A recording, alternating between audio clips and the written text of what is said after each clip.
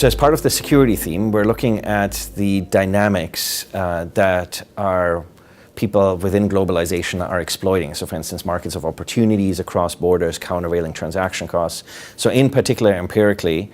we're trying to demonstrate that increasingly globalization isn't just working in favor of the people who do things legally, it's also working quite well in favor of the people who are doing things illegally. And so whether that's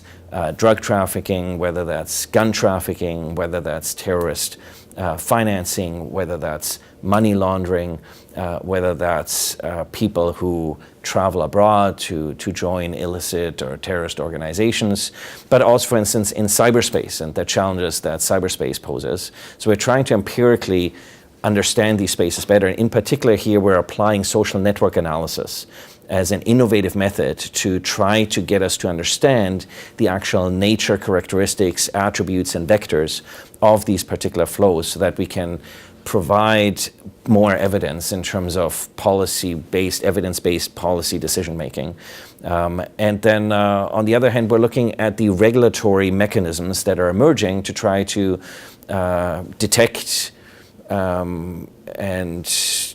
defeat some of these, contain some of these flows in the way intelligence agencies, law enforcement are working together, the way we're innovating in extraterritorial prosecutions. So the mechanisms and broader governance arrangements, such as in cyberspace, the Budapest Convention, so international efforts to find a common ground on norms, values, processes, and approaches to these areas. Overall, this is also helping us to lead us to a different understanding of borders themselves, that borders aren't uniform, borders are highly heterogeneous, even across a singular country,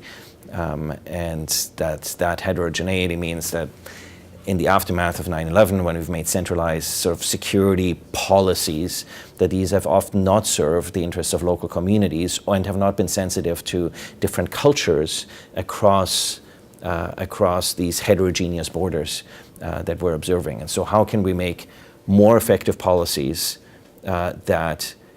mean that we can affect behavior to disincent illicit behavior, trying to encourage legal behavior, so trying to get us out of this enforcement securitization paradigm at borders and using policy mechanisms more effectively, and being more sensitive to the fact that when it comes to security policy, neither one size fits all, nor does the application of one size fits all serve our communities and borders well, and taking a more nuanced approach.